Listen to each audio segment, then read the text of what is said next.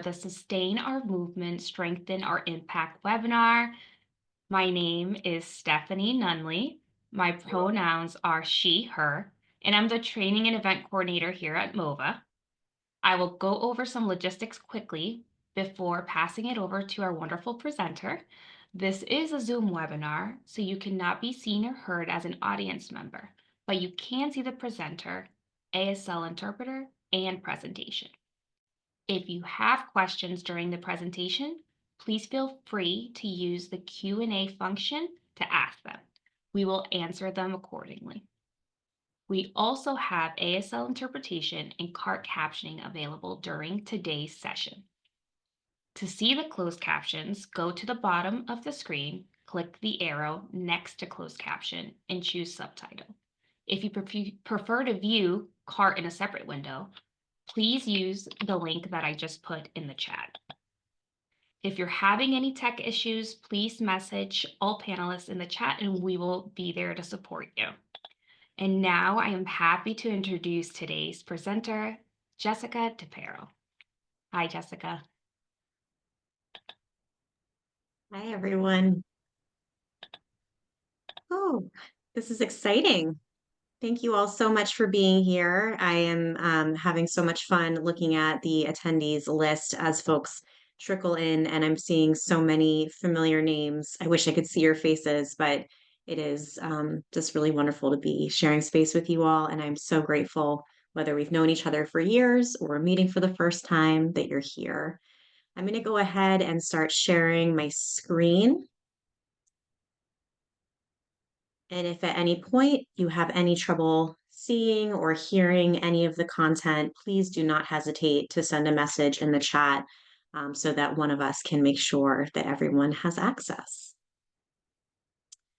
So today, our session is called Sustain Our Movement, Strengthen Our Impact. And I have to start the session with sharing a lot of gratitude. What some of you know, and some of you may be learning for the first time, is that this is actually a type of part 2 or sequel to a session that I led called Sustaining Ourselves, Sustaining Our Movement in March of 2021. Today, we're going to have an opportunity to do some personal and community reflection, looking at moments in our lives and careers that have been profoundly impactful. And for me, this session in 2021 really changed the course of my life. And so it feels particularly empowering and powerful to be back here with all of you, because this moment would not have happened were it not for that moment. So to give you all a little bit of a background of how I came to be here, why we're here today. As you heard, my name is Jessica Teperow, and I'm the CEO of a company called Jessica Teperow Consulting. You can see our logo in the corner. I founded this company a couple of years ago, really starting from what I learned in the process of creating this exact presentation, or at least the part 1 of this presentation.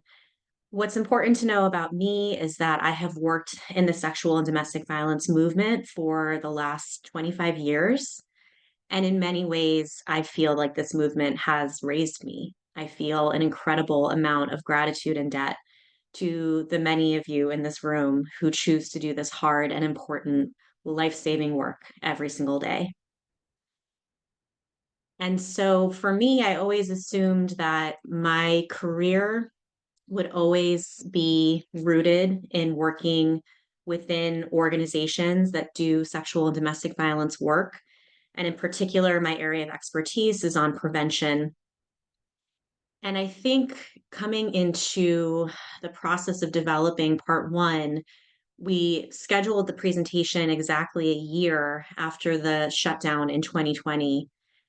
And I started to really think about my purpose and my purpose in facilitating these dialogues like we will today, my purpose in my life as a human, and my purpose in this movement that I care so much about. And I really was able to think and reflect on the role that I can play when I'm focused on one area versus being able to work with organizations, institutions, schools, systems to really ensure that this life changing, world changing, and life saving work that we are dedicated to doing is able to grow and thrive because the people doing it every day are able to feel supported, are able to be, recognized, compensated, able to live a full life while doing this incredibly important work. And so that is now so much of what I do at JTC is partnering with individuals and organizations to really ensure that the work that we do is sustainable on every level, including the sustainability of the individuals who are responsible for doing it. So that's a teeny tiny bit about me. I'm a storyteller. I'll definitely be sharing examples and stories throughout today's conversation. I will be sharing with you in just a moment the agenda so you know what to expect from today's conversation. I'd love to know a little bit more about you. So, if you are willing in the chat to share maybe what you do, so your role or the organization you work with. But most importantly, I'd love to hear what brought people to this work. And if this is a question you'd prefer to just personally reflect on, please go ahead and do that. But it can be, I think, sometimes really connecting to learn what brought all of us to this point of sitting here today, sharing this space in a webinar. So I'm going to pause for a moment.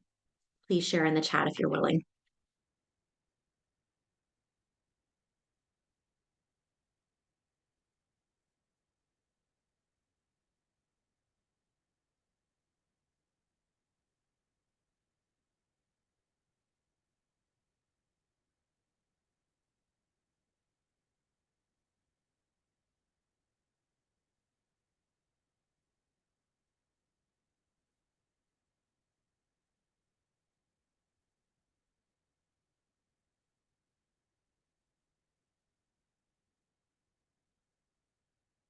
As folks are writing, one thing I want to let people know explicitly and transparently is that as people are sharing, because this is being recorded, I may highlight some of the things that I see in the chat so that everyone can hear them. But because we want to protect your privacy and confidentiality, I'm not going to share names or any identifying information. So I appreciate so much people sharing, which organization they work for. And I want you to know that that won't be shared in the recording. So, some of what I'm seeing so far in the chat is a lot around community, wanting to support our communities, wanting to give back to the communities where we grew up. I'm seeing lived experiences for ourselves and those we care about, wanting to support folks who have been directly affected. So, working with the survivor community, wanting to bring more awareness and, being able to impact this issue from a prevention standpoint. So, thank you. Please continue to share. I'm going to take another moment for folks to share in the chat. And again, thank you for being here. As folks continue to share, what I wanted to say explicitly is that for many of us, it's not a coincidence that this is the work we chose. Some folks have mentioned vicarious trauma in the chat. I'm so grateful to those of you who've named that. We're definitely going to talk about that today. We're going to talk about a concept called trauma mastery, which some of you may be familiar with. And just to name for myself, it's not an accident that I've dedicated the majority of my life to doing this work. I made the decision that I wanted to work in the sexual and domestic violence movement and to do prevention specifically because of my own experiences. I made that decision at 15 years old. And I have seen this work grow and change. I've seen incredible people become advocates, become preventionists, become victim witness advocates, work in the courts. I've seen people work in shelter. I've been an advocate and a counselor to folks who've experienced sexual violence. And when I think about the things that allow our movement to be as vibrant and effective as it is because of the people who do this work and choose to do this work every single day. And we need to make sure those people are supported and recognized. And so that is my goal for today, is for us to be thinking about what challenges our movement's progression. And there's a lot threatening it right now. For me, so much of what I want to be paying attention to is how we are ensuring our sustainability as we are facing so many external challenges, thinking as individuals and as organizations about how we ensure our sustainability, both in the hard crisis moments and in the moments where we're able to be in a more stable place than many of us are right now. How do we make sure our people are supported through all of that so that we can continue as a movement to be sustainable and to grow? So thank you to everyone who shared. If you didn't share, no worries. Please reflect on that question. We're going to be coming back to it later on. I love this concept. We're going to talk a little bit about accountability, but part of why I'm starting here and starting from this personal place of what brought us here is that if we are in this work to impact the lives of other people, we cannot ignore ourselves. And as Alex L. says, if we ignore ourselves, we will not be able to see others. So, a lot of times when things are particularly challenging and overwhelming, when we're trying to do too much with too little, like so many of us are right now, we can go to a place of numbing out. We can go to a place of sacrificing our own well being. I really want us to consider that if we are suffering, our ability to prevent suffering is inherently inhibited. If we are well, our ability to transform the lives of others is only increased. And we'll talk about some of the reasons why many of us have struggled and are currently struggling with how do I prioritize myself when there's so much suffering going around. For our time together today, your time is sacred. You chose to spend 90 minutes of it with me. I don't take that lightly. So, our road, like everything, is not exactly linear. And if there are things that folks need to share in this space or want to ask in this space, we'll have a few ways of doing that. You'll have the Q&A, and those will be questions we can answer at the end. But also, if folks have things that they want clarified in the moment, or feel like something really needs to be brought to the surface, a question that you want to have asked urgently, please don't hesitate to use the chat. I will continue to check in.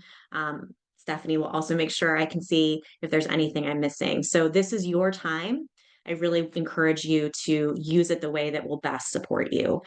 And with that, if we're here to talk about sustainability, we got to make sure we're sustainable right now. So, what we're trying to create, we got to be able to experience. So, if you are sitting here as someone who's not been able to eat a meal today because you've been going from meeting to meeting to meeting to meeting, I very much encourage you to eat right now. If you need to go pause, heat up your lunch, please go do so.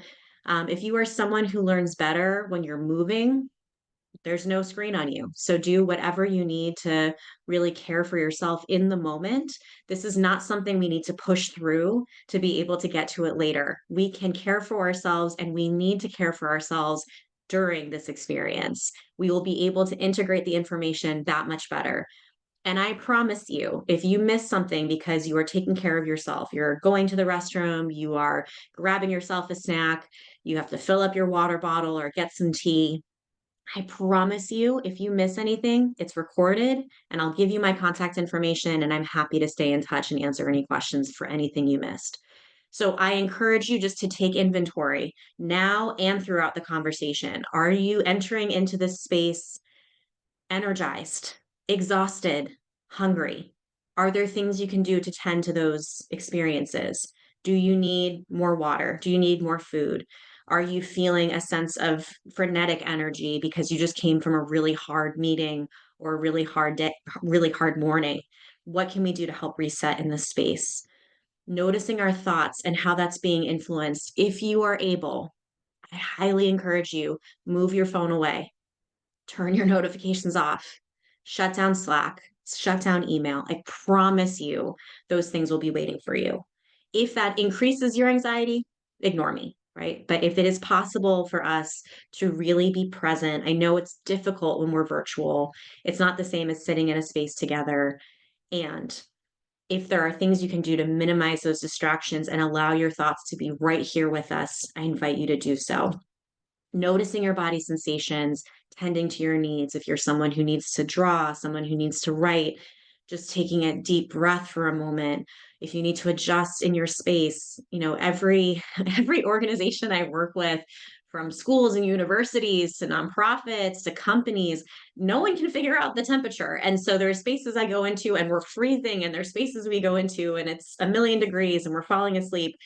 Do what you need to do. If you have a blanket that you keep stashed away so that you're not shivering during our conversation, grab that blanket. So please take the time you need throughout this conversation to listen, not just to my voice, but to what your body is telling you. The goal for me is that we're not talking about this abstractly, that we're not talking about this in a us versus them. This is a we experience. We are working so hard to support communities and survivors every single day.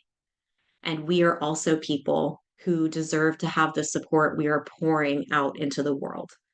And so we are going to practice in this session the things that we are talking about. And it's really, again, this parallel process of it is easy to externalize and think about, oh, yeah, how could I do that better for my clients? How could I do that better for my community? How can I do that better for my colleagues? And let's ask ourselves, how am I receiving this? What are the things that I need to have addressed to be able to feel supported and to thrive? Today, we're going to share some frameworks so that we have some foundational language to be able to share. I imagine much of this is stuff y'all know. I'm curious to learn from you. I'm excited to learn from you. So we will be sharing those frameworks so that we're speaking from a shared knowledge base. It's okay if we also have differing opinions on some of these things or different definitions. I want to hear those. And I want to be explicit when I'm sharing what is the definition or framework that I'm operating from. This is an opportunity for connection. I know, again, it's hard in a webinar space to connect with others, but please find opportunities to read what people are sharing in the chat. My hope is that people leave here feeling less alone and more connected, whether that's to the fellow participants, to me, or to yourselves. And then really, I want to make sure we leave here today with tangible strategies so that we're not leaving feeling more overwhelmed, but rather feeling more grounded and empowered. Today, we're going to be reflecting, and I encourage reflection on how we came into this work, what brought us here, what have been meaningful moments in our careers, those inflection points. I shared that, the first session of this workshop was that for me. And then what sustains us, what keeps us in the work, and what allows us to stay in the work. Some of the core concepts that I will be speaking from that I touched on back in 2021 are that many of us are drawn to this work because of our own experiences and trauma histories. And one of the challenging things is that doing this work does not immunize us from experiencing further trauma. I have found that many times over doing this work, I have connected with a colleague who shares over time that they are currently experiencing abuse in their family, or they have a family member who is, or they've experienced sexual assault. And I think there can be an added layer of shame that keeps us feeling more silenced, more, find it harder to be able to access support because of the work that we do. And so I feel like this is a secret that just needs to no longer be shrouded in that secrecy, shrouded in that shame. Let's talk about this explicitly. Many of us have had these experiences. Many of us are currently having these experiences, and it does not keep us safer from pretending that that's not true. Whether or not we are experiencing these things, when people learn what we do for work, we all know this so well, they're going to seek us out when it's coming into their own lives. Whether that's, sharing what you do for work at a parent social for your kid's school, and suddenly a parent you've never met before is disclosing their whole trauma history, or finding out that, a friend of a friend is going through an abusive relationship and everyone's coming to you to try to figure out how to navigate that. These are things that come up for us. It can be a wonderful thing to be able to support people. It also has a cumulative toll. When we're doing this professionally and then it's also in our personal lives, which it is for many of us, there is a toll to that. there is an impact. The work that we do is impactful, and burnout is not inevitable. People will try to say that it is. I think a lot of us, when we say what we do for work, get these responses of like, I just don't know how you do that. That work must be so hard. There's this assumption that, everyone will do it, but everyone will burn out from it. And I know that many of us know that that's not true. I'm 25 years in. I know people who are much farther into this work than I am, who are not operating from a place of burnout. Burnout is not, to me, a product of the work. It's not a symptom of the work. It is a symptom of the work environment. Vicarious trauma is something many of us experience because of the exposure to trauma we get in our workplace. And that is important for us to address. When it comes to burnout, a lot of that to me is a product of the work environment. We can withstand a lot. We can build the strategies and skills and tools to be able to be exposed to trauma and to sit with people in their trauma and not have to leave the field.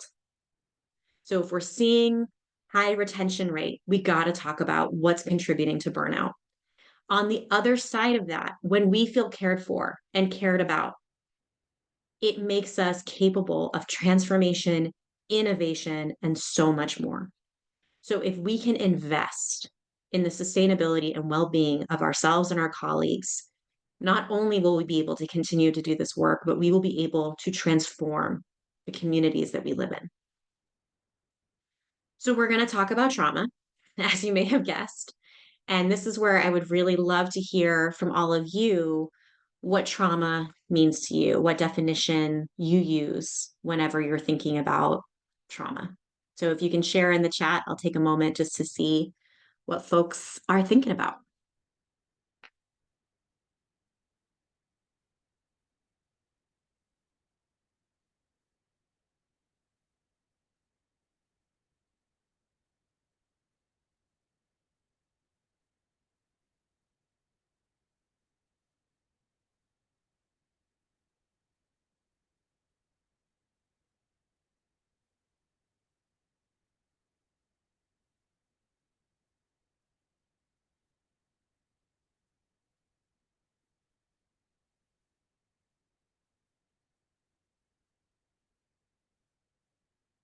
So I'm seeing a deep emotional wound. It happens when something really scary, upsetting, or painful happens to you, and it feels overwhelming.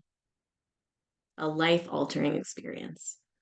For those of you who do advocacy work, I know from my days of doing on-call work for Rape Crisis Center and accompanying people to the hospital after a sexual assault, the number one thing I heard from people was, I just want my life to stay the same. And I think many of us recognize that when we go through a trauma, it is this life-altering experience, but we don't necessarily want it to be, right? So many times when I work with folks over time, there's this recognition of my life before and my life after, loss of a loved one.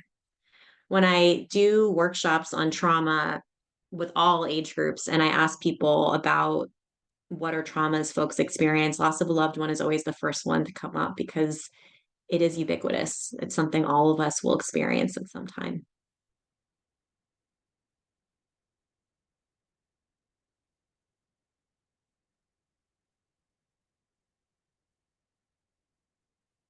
As folks continue to share in the chat, I'd love to share with you all the definition that I use and the one I'll be speaking from for the purposes of our conversation today. So, the definition I was introduced to early in my career that has been most helpful in doing both the direct service work and prevention based work is understanding trauma as a profound and meaningful loss of control over experience. Profound and meaningful are very personal. So we know that people can go through the same experiences and have very different reactions and responses. And therefore, it's not our role to tell someone that their experience was trauma. That's for them to determine. The piece that I think is most, is what I'm going to be emphasizing the most in our conversations today, is that trauma at the core of it is about loss of control. We know that trauma, often described as these three E's: the event, the experience, and the effect. It can be a single event, it can be acute or chronic, it can be inherited and generational, collective, complex, individual. We know that there are chronic experiences that folks often think of, like growing up in a household with domestic violence, experiencing chronic sexual abuse. But we also want to be thinking about things like systemic racism and poverty and what it means to be living in a state of fear at all times. So I'm thinking particularly about our immigrant community right now. And the hypervigilance that so many people, not just immigrants, but so many of us are feeling recently. And then the effect, the experiences and its impact on both the short and the long term, as some of you mentioned in the chat. So to illustrate a little bit of what we're going to move into, I want to share this video. I hope many of you are familiar with it. If not, it's a great one to use as a training tool. It's thankfully only 4 minutes, so it won't take up too much of our time, but I think it does a really great job of illustrating what's happening when we are operating from a place of survival brain. It is geared towards educators, but I think it applies to all of us who do this work. Living with opioid addiction can be Sorry a for the struggle. Trapped in a cycle of opioid use, withdrawal, and cravings. Sublocade is for adults with moderate to severe opioid addiction, whose withdrawal symptoms are controlled by oral buprenorphine for at least 7. Hey, welcome back. Today, I really wanted to think about what's the best way to teach teachers about trauma without getting them distracted with all the technical stuff, and what's the most important thing for them to understand and learn. And I thought that the best way to do it might be to just make a difference between a learning brain versus a brain in survival mode. So we'll just call it learning brain versus survival brain. And this is the difference. So learning brain is this brain that's open to learning new information, and it's completely okay with ambiguity and grays and vagueness, and sees the big picture. It like pulls back and is on the balcony and look over the forest and figure out what's going on. On an emotional level, people in learning brain feel calm, peaceful, maybe a little excited about what they're about to learn, maybe a little playful and having fun too, and definitely curious. And they're not afraid of making mistakes because it's just part of the learning process. And so they're not really thinking about themselves. And they actually feel a little bit of confidence that if they just apply themselves, they might pick up what they're trying to learn.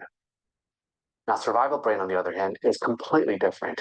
It's hyper focused on threat. It doesn't like ambiguity. It wants clear, hard facts, thinks in black and white terms, doesn't want anything to be gray at all. And then emotionally, you can imagine that survival brain makes people feel panicky, feel like a little obsessive and afraid of getting things wrong. And they don't feel calm and open to learning new things. They just want to get things over with. People in survival brain also really don't like making mistakes, and they are afraid of looking stupid too. So students in survival brain don't want to be picked on. They don't want to raise their hand and ask questions and look stupid. And so these people are also filled with doubt about their own ability to learn stuff, and they're afraid that other people can see how stupid they really are. Now, it's really important to understand how learning brain and survival brain interact, because survival brain always trumps learning brain. And it makes sense because survival brain is just going to save your life. And so if it thinks that there's something dangerous happening, you better pay attention to it, right? But the tricky thing is that as survival brain stays on longer and longer, it's harder to get out of that.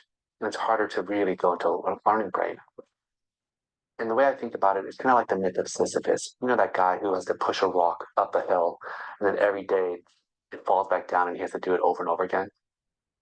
Well, being in learning brain is like being up on the high perch of that mountain. You can see the expanse of what's going on. But it also takes a lot of work to be up there. And at any second, if you're not paying attention and putting effort into it, it's so easy to slip back into survival brain again. And that rock that Sisyphus is trying to push up, well, that's kind of like stress. And the more stressed you feel, the heavier and bigger that rock gets, and it just pushes you back into survival brain quicker. Now, the kicker is that for traumatized people, stress is a really rigid and intense thing. And so with trauma, any little stress makes that rock grow way bigger than it normally would. And because people with trauma misperceive ambiguous situations as threatening and stressful, that rock just stays big all the time. Now, the good news is that the more you control stress, well, the easier it is to be in learning brain, right? Because that rock is a lot smaller. And what I really want to highlight for teachers is that the best way to keep students in learning brain goes back to why I spent so much time talking about attachment. Students best learn when they feel like they're safe and supported by the adults around them. So it's kind of like a baby elephant. You know how, like, on those nature shows, the baby elephant is like playing with leaves or exploring a tree or something like that and having a lot of fun. And the only reason why they can do that is because there's a whole group of mama elephants around that baby, protecting it and looking out for danger. So a kid with trauma or who's stuck in survival brain, it's kind of like that baby elephant who doesn't have protective adults around them. They can't play and learn because they're way too focused looking out for threat and danger. So this is why I really believe that the most important thing that schools need to focus on, way more important than any kind of techniques or curricula, is really whether or not they are creating that environment where students feel like they're surrounded by these big mama elephants who are going to protect them and watch out for them and make them safe. And when students have that, I bet you it unlocks their curiosity, their eagerness to learn, and play as a way to learn. So I hope that's helpful. Let me know if you have any questions in the comments. So, just briefly, I'm curious if folks feel like what's just been shared in this video relates to your work, and if so, how? See someone raising their hand. If you can share in the chat, I don't know that there's a way for people to share verbally, although I would love to hear you. But if folks are able to share in the chat, please do so.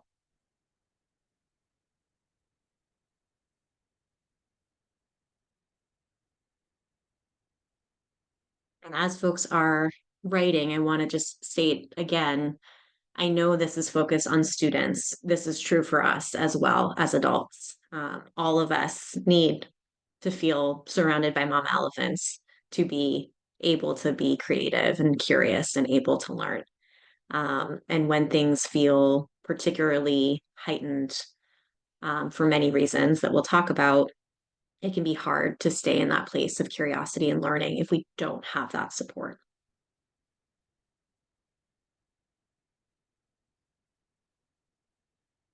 Yeah. So when we're supporting survivors like domestic and sexual violence survivors, we know that the most important thing is just for them to be believed and supported. So many of us, especially when we're newer to the work, we may worry about, am I going to say the right thing? Am I going to say the wrong thing? And I think what many of us come to realize is that it's so much more about how we listen than about what we say. Yeah. Hearing the difference between the way the learning and survival brain think and look hits home. Yeah. As I was listening, I mean, I watch this pretty much every day because I use it so much. And the illustration of the rock getting bigger and bigger, I just feel like many of us are holding some pretty big rocks right now.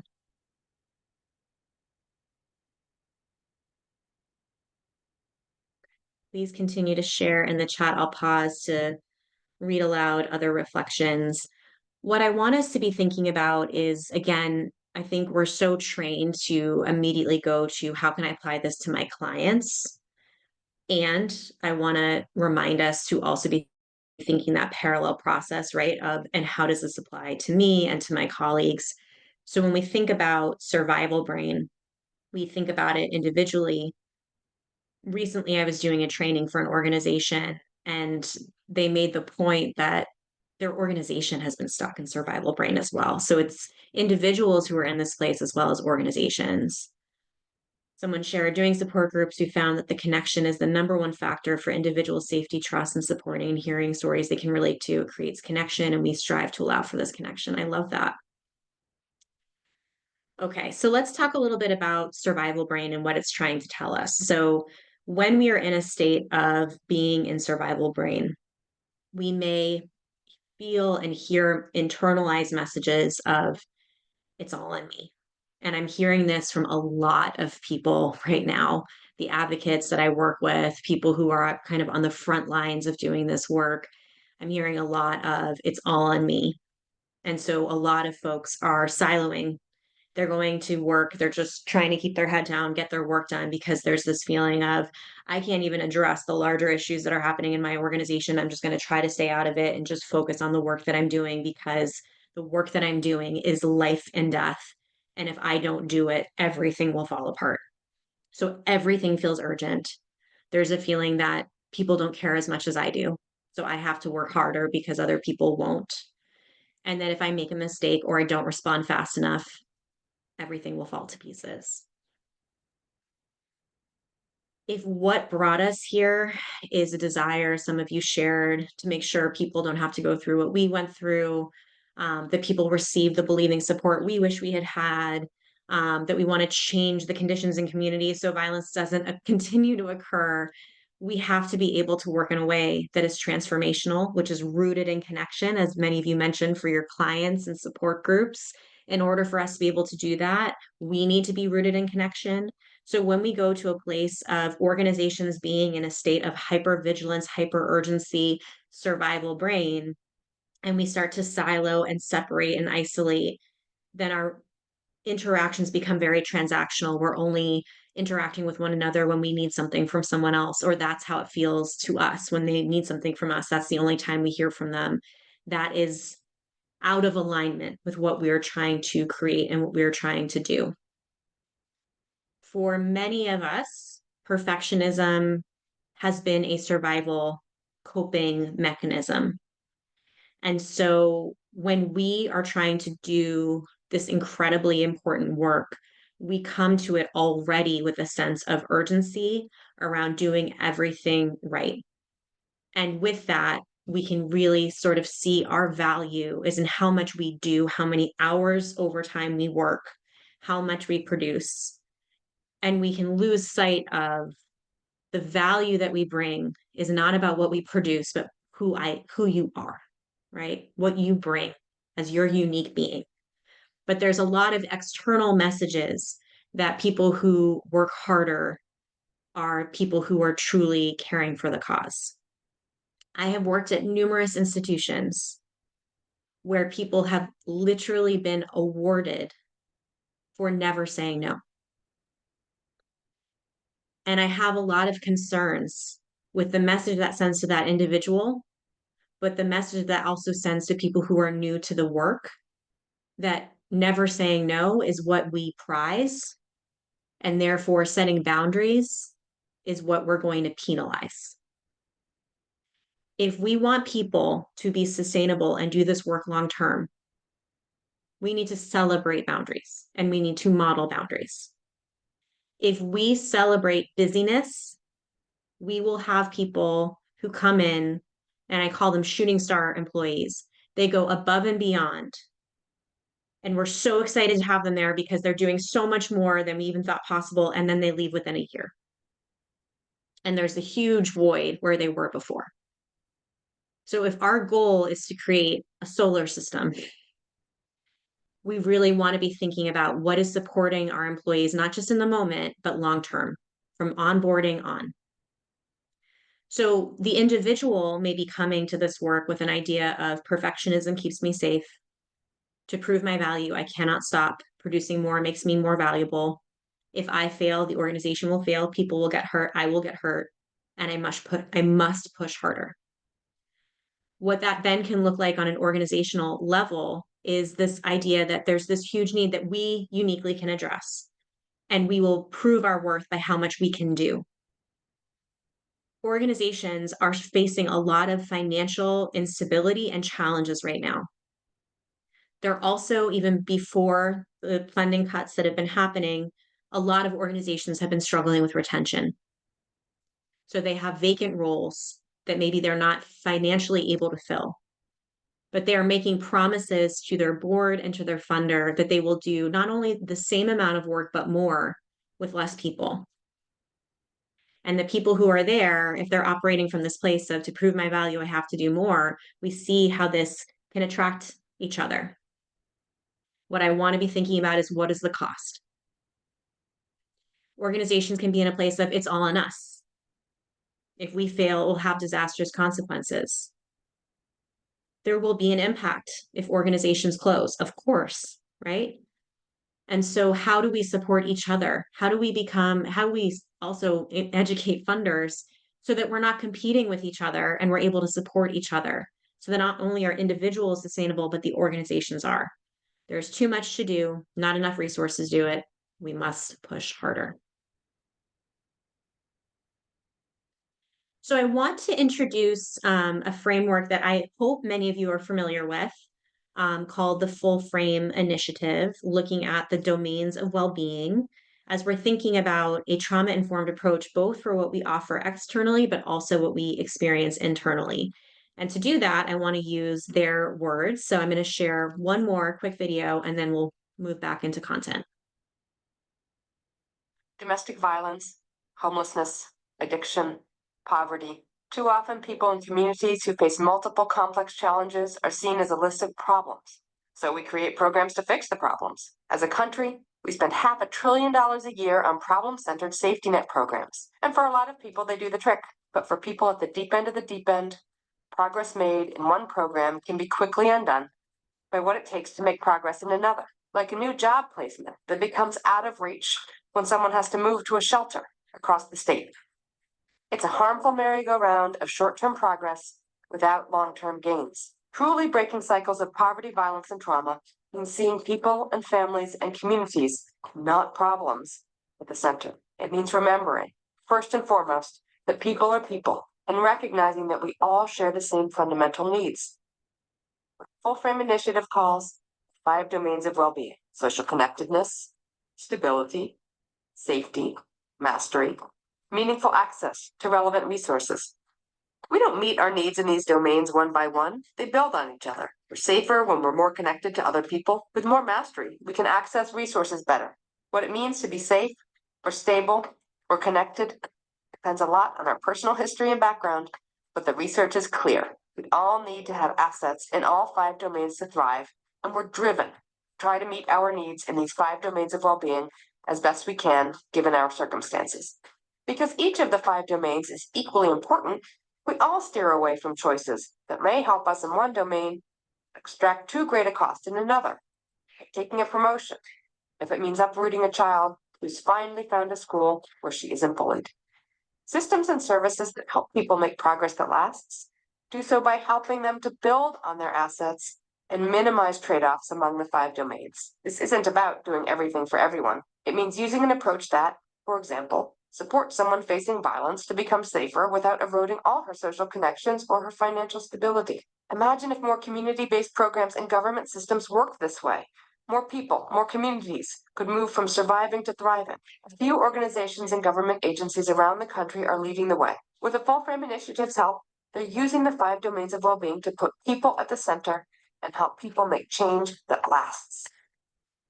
See things differently. Help others see things differently. Send them this video. Tell them about the 5 domains of well-being.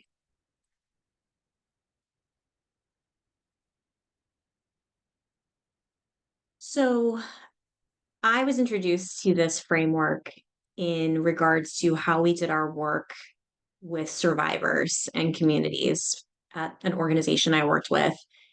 And what I got really interested in is how do we use this framework when we think about our employees, when we think about the work that we do internally. And so the question is, how can we address these 5 domains of well-being, and what are the potential costs if we don't?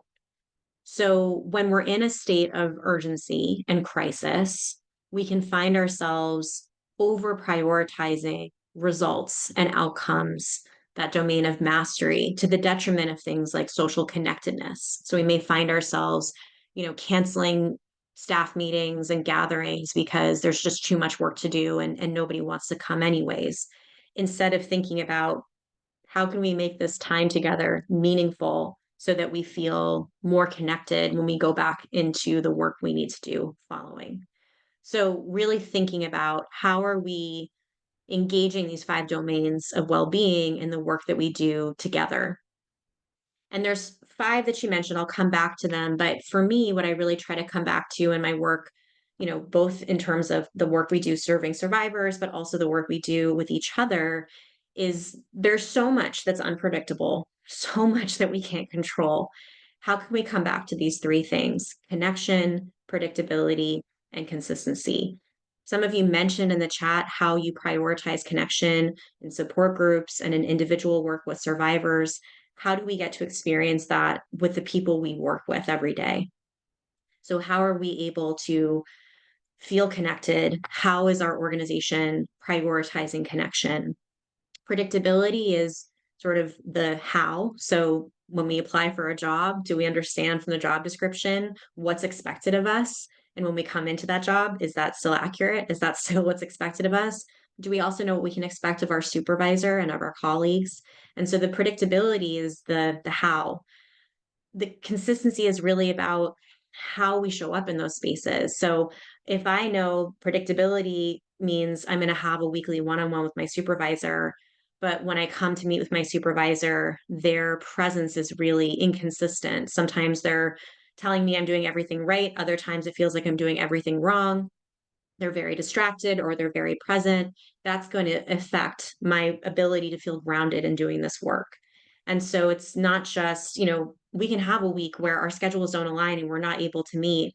We're going to make a commitment to trying to meet every week. And when we meet every week, we are going to expect from each other that this is a space where we're both going to prioritize the other person. So we're really going to be present. And if there's a reason we can't be, like something urgent or crisis is happening, we're going to be transparent about that. We're going to talk about that openly. So how are we able to do this with survivors, clients, consumers, and how are we able to experience this? So in thinking about those 5 domains of well-being, what I would offer to us is in the domain of safety, thinking about transparency. And I'm going to come back to that one in a moment. When we think about mastery, we're thinking about choice and autonomy. I've been talking with some folks recently and hearing that, organizations, when they're going through a lot of transition, they may find that they aren't prioritizing the onboarding process as much. Someone comes into a role, they're just so grateful to finally have someone fill a vacant position, and they're kind of thrown into that deep end. So in some ways, they may feel a sense of autonomy of like, oh, everyone trusts me to do this, but they're operating from a place of low grade anxiety if they're not getting that constant check-in support and guidance, this constant anxiety of, but am I doing this right? And am I going to find out 6 months from now I'm not? So we want to offer choice, but we want to do so as an empowered choice, that they have the information and support they need to then be able to make those choices. For social connectedness, we want to be thinking about check-ins and not just, oh, we all have to share our favorite ice cream flavor, but meaningful check-ins in spaces that we share, whether it's a one-on-one meeting or a group meeting. And it's easy to skip over those when we're in this place of urgency and crisis, but just taking a few moments to do so might actually help us to be more productive. If I can name for everyone, I just want to be honest. I was up all night with a sick kiddo. I'm really tired right now. I'm going to do my best. And I'm able to feel like people know where I'm at, then I actually might find myself being more present than if I'm sort of holding that to myself and trying to hide it from everybody. So making that a consistent process so that we know as we're entering into a space where folks are entering from. Meaningful access to resources, thinking about how are we doing universal education with our colleagues. So I mentioned before, many people are experiencing the very things that we're working to address within our workplace. And if we are only talking about things externally and we create a dynamic of we do this for them, this isn't for us, it can make it that much harder for them to get the help that they need. And it's going to affect their work. So thinking about how are we making resources universally accessible? They can't receive services from the place they're working, but are they connected to other resources? So if they don't want to share at work what's going on, they still have a place to be able to get their needs met. And then stability, again, coming back to boundaries, ensuring that we are modeling, if we're in a leadership position, we are modeling consistent boundaries and we are encouraging boundaries and not just something we say in an interview, but really every single day recognizing, yeah, we're being asked to do a lot and we don't have enough. So let's prioritize what we can do and what we can do well in the time that we have. Will there be time we need to work overtime? Yes, but that should be the exception, not the norm. When it comes to choice and transparency, we know that operating from that definition of trauma as a loss of control, that when somebody feels like control is going to be taken away from them again, that can shut them down so that they don't even try. So we really want to be thinking about how do we offer transparency if we may not be able to offer choice. So this may look like HR policies and making sure people know that if certain things happen or if something is disclosed to HR, there's certain protocols and policies that we have to follow. So someone isn't avoiding going to HR because they're fearful that something will happen that maybe doesn't even have to happen, that they're able to know that information ahead of time of these are the policies we have to follow and this is the choice I would be able to have. The reality is that we can't always predict what may trigger someone else. I have done in-staff trainings at places I've worked where I've used an offhand example and had no idea that it directly connected to a colleague's trauma. So we can't always know. We may know, okay, if I'm going to share an example of sexual violence or trauma, I should let people know that because many of us have those experiences. But there can be things we just can't predict. It could be a sweater we wear. It could be a perfume someone's wearing. There's so many things that can connect to somebody's trauma history. So rather than trying to always predict what might be impactful for someone, what we can do is coming back to that universal education, we can make sure we're offering information about what you can expect and what support is available to you. You heard at the beginning that there are people here from MOVA that can support you, answer your questions, so that if something's coming up during this training, but it's not something you want to share with the whole group, there's a way for you to get that support and to be able to access somebody in the moment. And so this is something we often do again in our external work, but let's really think about how does this apply to us internally as well. How we do this work matters. There are so many organizations right now that are operating from a place of survival brain and where people are feeling so depleted. And it does not have to be this way. There's only so long we can offer connection, support, all of the things that we offer every day to the survivors you serve if we are not receiving them ourselves. So, what we are working to create, we have to be able to embody and experience ourselves to be able to do it sustainably. So, I asked you before about what brought you to the work that you do. My question now is what keeps you doing the work that you do? What keeps you motivated? What keeps you coming back every day? So, I'm going to take a moment, be quiet for a sec, and let folks share in the chat. And again, if this is something you prefer to personally reflect on, please do so.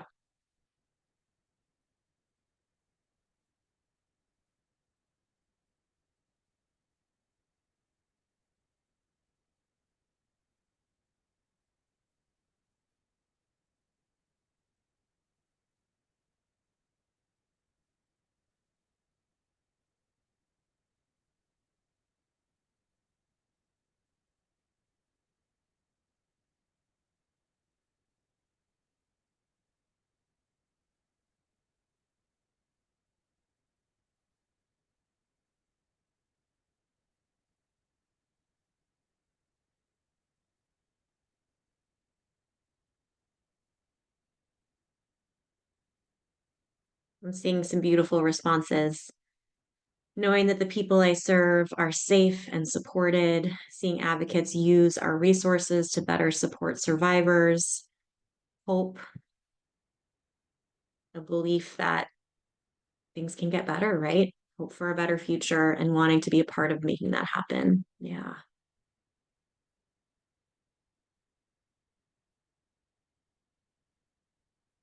To finally end domestic violence. I love that. The preventionist in me is very excited to hear that response.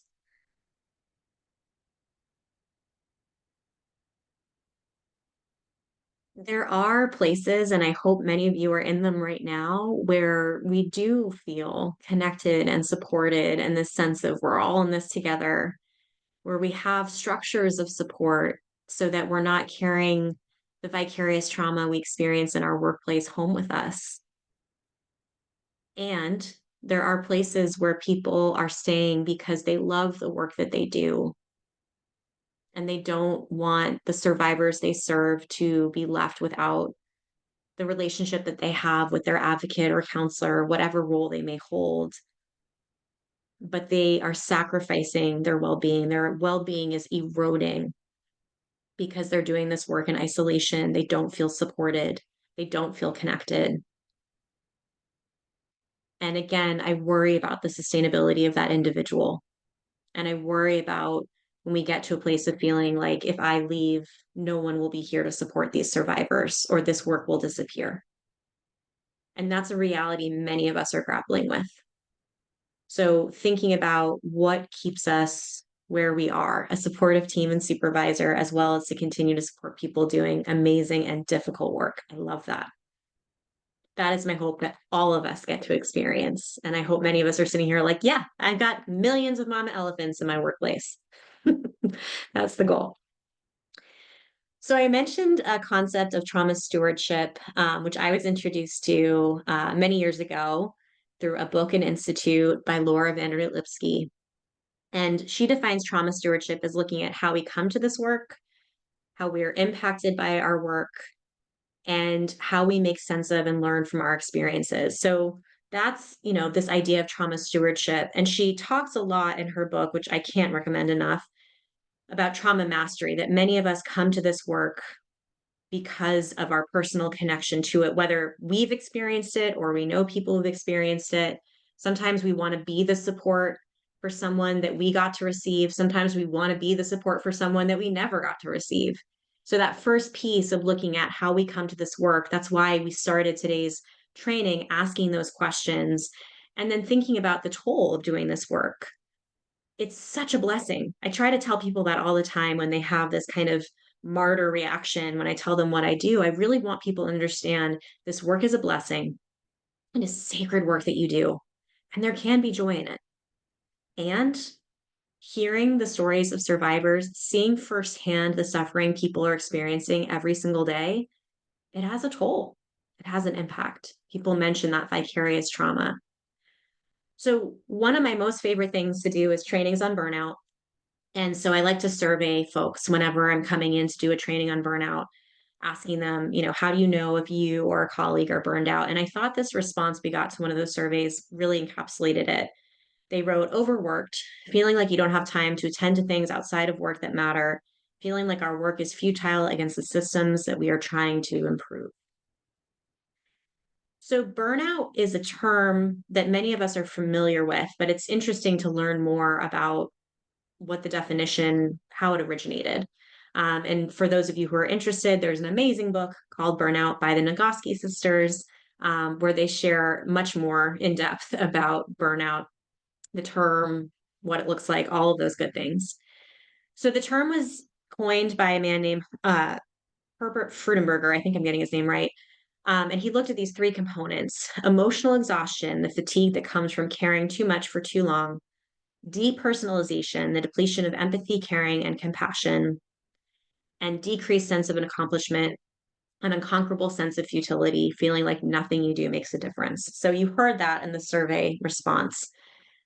I really want to acknowledge that as someone who has come to a point of burnout and had to take a leave of absence from the job I loved most, those pieces around the emotional exhaustion, it's unlike anything else. It's like your bone marrow is tired. Like it just wears you down. And the depletion of empathy and caring and compassion, we see this a lot when people have gone to a place of the only way I can continue to do this work is to push through, which has an element of numbing. And so we become less compassionate, less caring. We're working against the reason we came, right? If I came to be that believing, supportive person to someone else, but I've been doing it for so long and without support that I no longer can show them that caring and compassion that I came in here to do, it is working against what I'm trying to achieve. And then that sense of futility. And I know right now, especially, many of us feel like we're trying to climb up that mountain and there's not just one boulder coming at us, there's many, many boulders rolling at us. When it comes to that emotional exhaustion that was mentioned, I really like to borrow from Brene Brown, the great Brene Brown, on this one, and really thinking about how often we mistake ourselves as thinking beings who sometimes feel when really we're feeling beings who sometimes think. Emotions are neurobiological responses. They're not something we just choose to have. and they're like a tunnel. There's a beginning, middle, and end, and they need to be completed.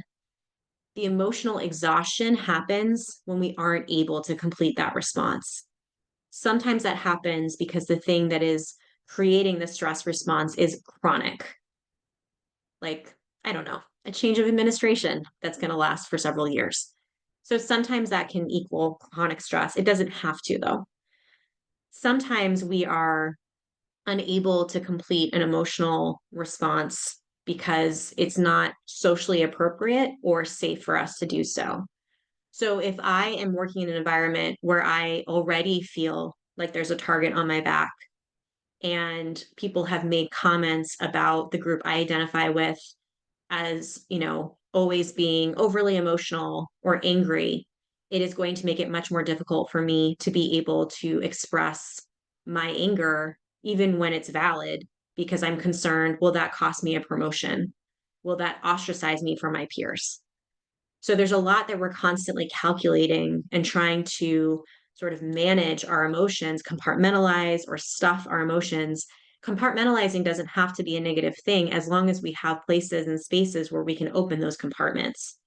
But if all we're doing is just building more and more compartments to stuff more and more feelings, what we resist persists. Those feelings are going to come out.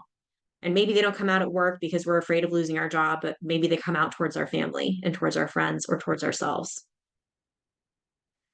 So we're going to shift into strategies. But before we do so, really curious to hear how you feel when you hear the words self-care. What emotions does it evoke in you? What do you feel about that term? If you can share in the chat.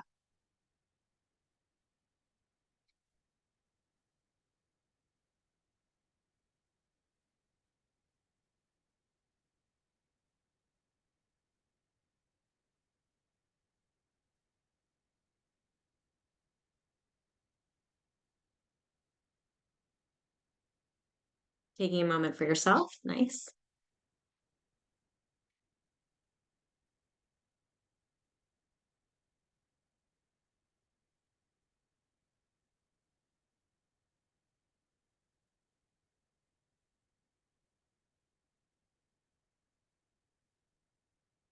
Self-love, an act of kindness to yourself. Beautiful. If you don't like the term self-care, you can be honest.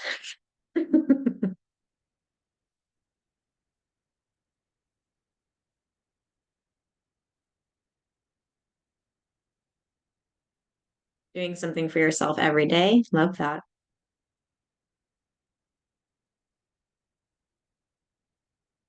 Putting myself first after all these years. Ooh, I love that.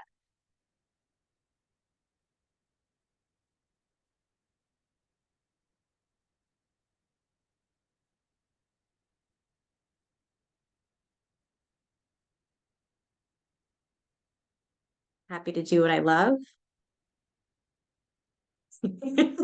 Thank you. Someone wrote another chore I need to figure out how to squeeze in after taking care of everyone and everything else. Yes.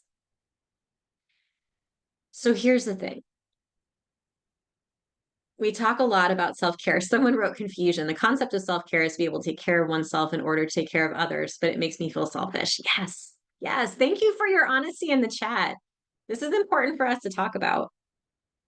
Self-care is important, but what makes it possible? And what gets in our way? I struggle with the term self-care because it sends the message that it's the individual's responsibility. And we are responsible, but we also rely on the systems around us to make it possible for us to be able to enact that responsibility. So if I'm an employer and I just keep telling people, work is hard, take care of yourselves, but I'm not building in structures for that to be possible. I'm asking people to do more and more and more. I'm not building in consistent systems of support within the workplace. I can say, take care of yourselves all day long, but are they being paid enough? Do they have time in their schedule? How many hours are they working? Do I know what's going on outside of work? Are they a caretaker for children, elders, other people in their lives? So self-care is important for us to talk about, but it is also very important for us to talk about what makes self-care possible and also what gets in our way, both internally and externally. So one of the things that gets in our way is what someone mentioned in the chat, internalized messages about self-care, feelings of guilt and selfishness. Look at all the suffering that's going on. How can I say that I need a break? How can I say I need to take care of myself, right?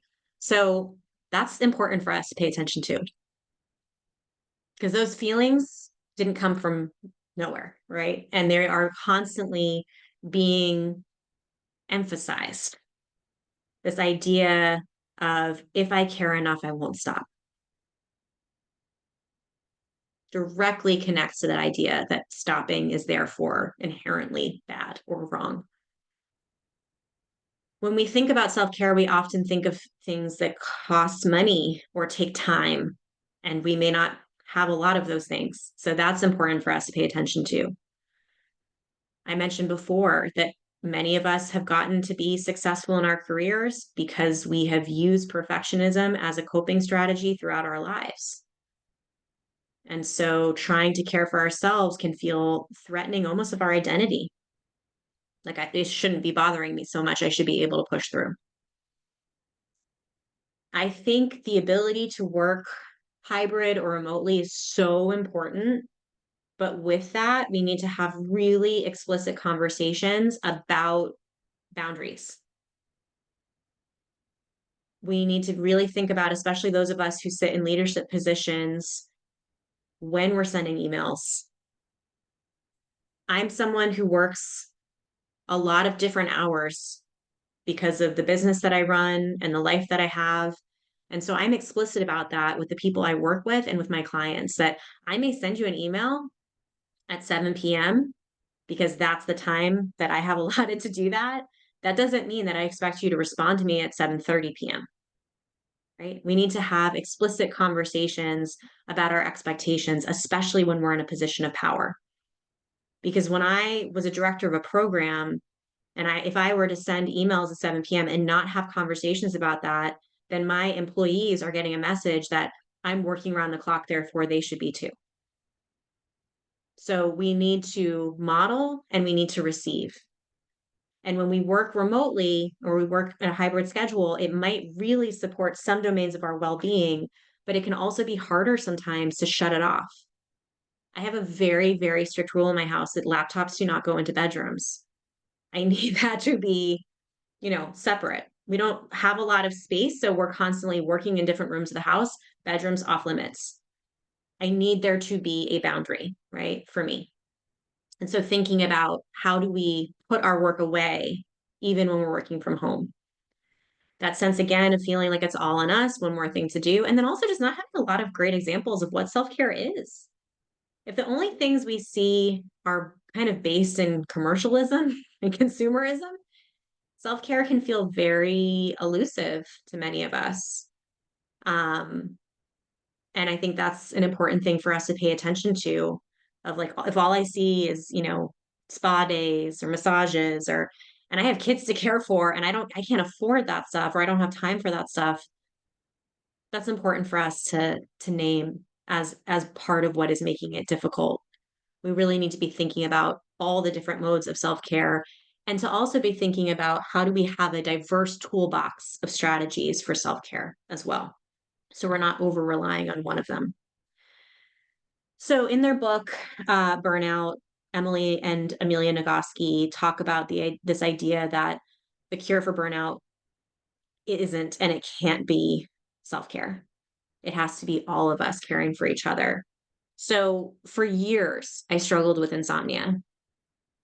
And the people in my life really want me to sleep, especially the people who live in a house with me. In order for that to happen, it can't just be, you really should get some sleep.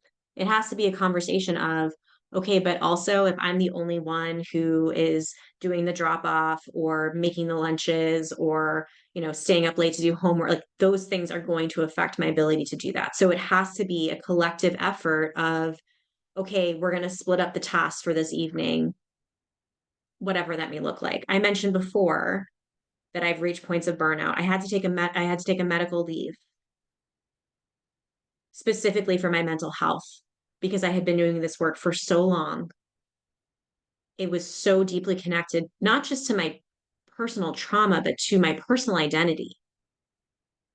And I did not have boundaries of how I did this work. I treated everything as urgent. Everything had this life or death. And it got me really far in my career, and then it reached a breaking point. What made it possible for me to keep working, what makes it possible for me to be sitting here right now, is that I had a boss that I trusted and who I was able to say, I need to take a break so that I can keep going. If I don't take a break, I will be at a breaking point. And this boss trusted me and believed in me and made that possible. So I was able to take a leave of absence instead of leaving the job that I loved. And I was able to come back to that job so much better than when I left it. And this was a sacrifice. It was a sacrifice for my family. It was a sacrifice for my organization, but it was also a powerful message being sent to the organization that we care about you as people. We often prioritize, like if someone has a medical emergency, we think physically medical. So many of those things are connected to stress and unhealed trauma, right? And so rather than wait till someone gets to the point of being so ill they can't come to work, let's really think about how we can be proactive in making sure people know that they are valuable for who they are, not just for what they do. And we want them to be sustainable, not just in the moment, not just today, but long term. Because not only does our organization need them, our movement needs them, their family needs them. They deserve to be sustainable in all aspects of their lives. So, what makes self care possible when we're operating from a place of survival brain, individually and/or collectively as an organization, and we're in a state of overwhelm? We move much quicker to assumption because assumption is quick, right? That survival brain you heard in the video really likes that black and white thinking. So, in order for us to be in learning brain, we need our well being to be addressed. And that allows us to be able to approach others with compassion, curiosity. It allows us to be creative. And so, thinking about what really supports our well being and allows us to care for ourselves and for each other. You'll see here the types of self care that are mentioned go beyond the things that we see that have to happen outside of the workday, have to happen with funds, right? And so for me, as someone who does this work now as a consultant with organizations, but did it for many years as a director within an organization, for me, what was really important is that we thought about how do we build this into the workday? We know vicarious trauma is real. We are asking people to bear witness to suffering. How do we build into the workday support, processing, self-care, collective care, connection, predictability, consistency? So that if they want to continue to do some of that in other spaces like therapy or personal community, they can, but they don't have to. We're not asking them to bring their work home with them. So that looked like building in practices throughout the day. That could be a minute practice, right? I had a really hard interaction with a client, or we just had a really long day at court, but now I need to go run support group. What can I do during that transition period, whether it's a minute or 10 minutes? What can I do intentionally to care for myself, to give myself that experience of reset so I can enter that support group in a place of compassion and caring instead of a place of depletion? So really talking explicitly with our teams about what does that look like? How do we make sure that someone isn't over relying on one form of self-care? The number of people who, when I would interview them, would say like, oh, I run, I exercise for self-care. I love exercising and running. That is absolutely a form of self-care. But if I get injured, that better not be my only form of self-care.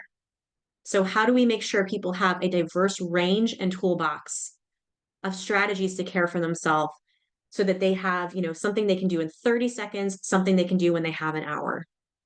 How are we building in things like clinical supervision for everyone who's doing direct service, community advocates, shelter advocates, victim witness advocates, also for people who are doing community building and prevention work?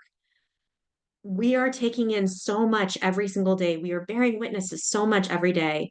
And we need to actually systemize, right? I don't know if that's a word, operationalize, build into the structure of the organization so that the work we're doing is at a level that it's able to be because people are doing it from a place of groundedness and being supported. They're being fulfilled and cared for. And they're able to experience that in the same place that they're experiencing the exposure to trauma. We're doing that because they're being exposed to trauma, because we know how sacred that work is. It needs to be held with intentionality, and the organization is responsible for that. So we have to build that into our practice. We have to invest in it, time and resources. Bruce Perry says connectedness is protective in the face of adversity. Relationships are the agents of change. We need each other more than ever. All of us benefit from those mama elephants. There's so many of us who are putting so much out into the world. We're putting out caring and compassion when there's so much pain and suffering. And I think of that as the out breath, right? All that we're trying to provide to others in our personal lives and our professional lives. Brene Brown says there's the in breath and there's the out breath. And it's easy to believe that we must exhale all the time without ever inhaling. But the inhale is absolutely essential if we want to continue to exhale. These are not separate. These are not selfish. This is inextricably linked to our ability to do our work and to do our work well and to do our work with an intention and integrity. So if we start to shift our thinking from this place of people's sustainability is their individual responsibility to thinking of this as collective and community care, that we are responsible for each other, that we are as organizations, as systems, as a movement, we are invested in the people that we work with, and we are invested in their sustainability in the long term. What does that require us to do? What does that require of us to think about? What does that require of us possibly to change? How do we continue to send this message that caring for ourselves and each other is integral to the work that we're doing, not separate? What does that actually look like in practice? And maybe some of you have some great examples of that. This framework comes from the Institute of, let's see if I can get it right, Institute of Social Change. Okay, I'm going to get it wrong. Sorry. In Boston, amazing. They have an incredible training called Facilitative Leadership for Social Change. And they use this framework of these three dimensions of the dimensions of success. So when we think about teams and we think about prioritizing, when we look at this triangle, many of us are oriented naturally to one side of this triangle. I'm a relationship person. We could be in a meeting and spend the whole time talking about our lives, and I would be like, that was a successful meeting. There are people who come to meetings and they're process oriented. They want to make sure that if we're going to talk about something, we're going to talk about how is it happening, who's responsible for it happening, when is it going to happen. And then there's some of us who are very results oriented, right? I just want to get things done. And we need each other. Right now, in this moment of crisis, this moment of urgency, it is easy to over prioritize results to the detriment of relationship. And so we really need to, I think, reframe that prioritizing relationships will actually get us better results. Even in, and I would say especially in times of crisis, we need to prioritize our people. We need to prioritize our connections. So where do we go from here? For those of us sitting in the space who hold a position of power or leadership, I really want us to think about how we are explicitly prioritizing relationships, modeling individual and collective care. People love to use the expression, we can do hard things. That's up in my daughter's second grade classroom, and I agree with that. But we can only do hard things when we do them together. We can do them on our own for a brief period of time and maybe not so well. But if we are dedicated to changing the world, which so many of you shared in the chat, then we need to feel supported. We need those mama elephants there with us. We need to have that person standing with us, just as so many of you stand with others. We need places to rest, not just for the sake of then I'll be able to do more. Rest because we deserve to rest. and be able to process, be able to feel heard and believed and supported, just as we are doing for others in every role that we occupy. So I want to make sure we get to your questions. I'm excited to see them. I also want to let folks know that I am happy to walk this journey with you all. I want to make sure you have my contact information. I can share more about the work we do if folks are curious, but I really want to make sure we're answering your questions and hearing from you and your ideas. So please be in touch if there's things you want to talk about offline, or if there's ideas you have or things I can be supporting you individually or as an organization. But I made a promise that we'd have at least 10 minutes to get to your questions, and that's where we're at in the session. So I'm going to go ahead and take a peek and see if Stephanie help me with the Q&A. Oh, will the slides be provided to us? Yes. So as we mentioned, slides will be provided. I think Stephanie just put them into the chat as a PDF. Yeah. So I'll let you talk about how people can get the recording and the slides. Yes, so I just put the slides in a PDF format in the chat, but we will also be emailing those who have attended, and we will be posting our YouTube recording and let everyone know when that's available.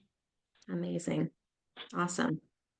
If folks have any questions, I would love to hear from you. I know your fellow participants would love to learn from you as well. Or if you have ideas or different perspectives on anything we've shared so far, please feel free to utilize Q&A. Feel free to utilize the chat. We'd love to hear your thoughts and ideas.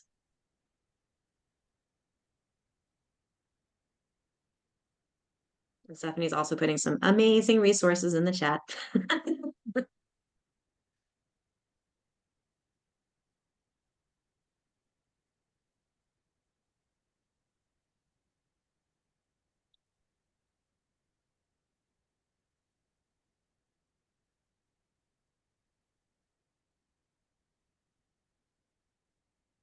We'll give people some time to Absolutely. see if they have any questions or any comments they would like to share with us. We still have 8 minutes, so that's great.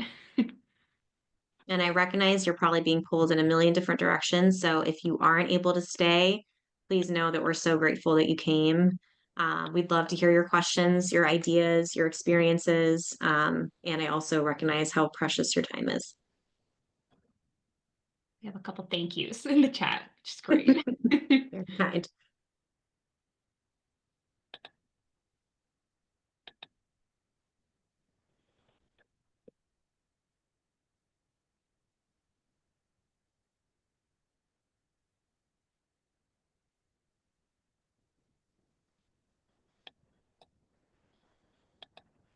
Such a great webinar. More thank yous. I can agree with all of them. Thank you.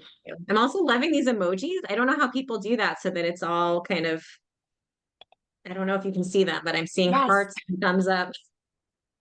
I think it's the new reaction feature, which is great. Oh. So thank you to everyone who shared an emoji, because it's really, thank you for the heart. It's really making my day. Thank you so much. Thank you so much for being here, everyone. This truly is such a joy and such an honor for me to get to do. And if there's ways that can be supporting you and the work y'all are doing, please just know you're not in this alone. The work you're doing is so incredibly important. And I appreciate you all so much. And not just for your heart emojis that are continuing to float by.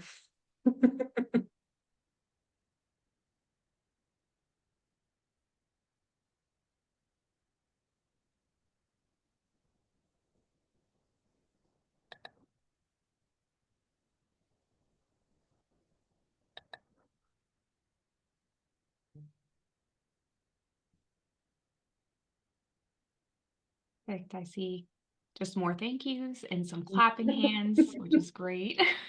I know I keep scrolling to make sure I'm not missing anybody in there. I would be thanking you all by name, but I want to again be mindful of the recording, but just know that I see you and I appreciate you.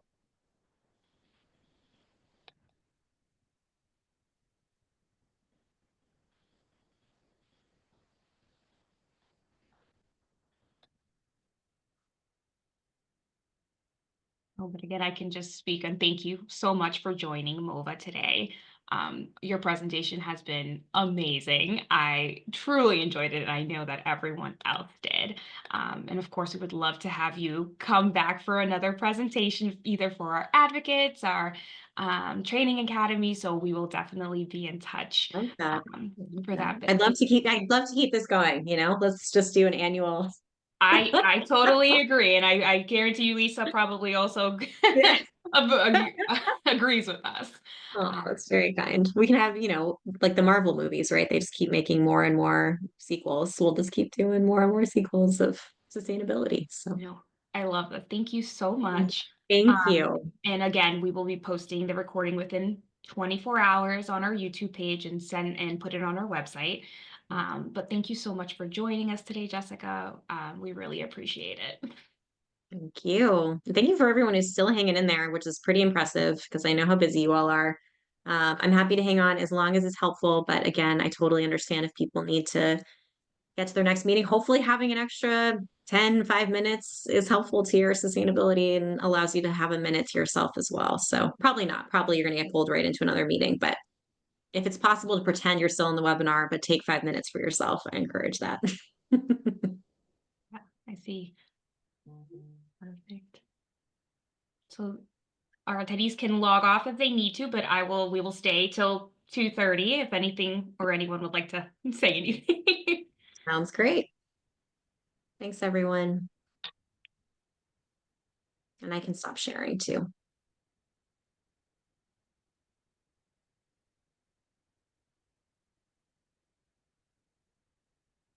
Big thank you to Rob and Lucy too. Y'all are amazing.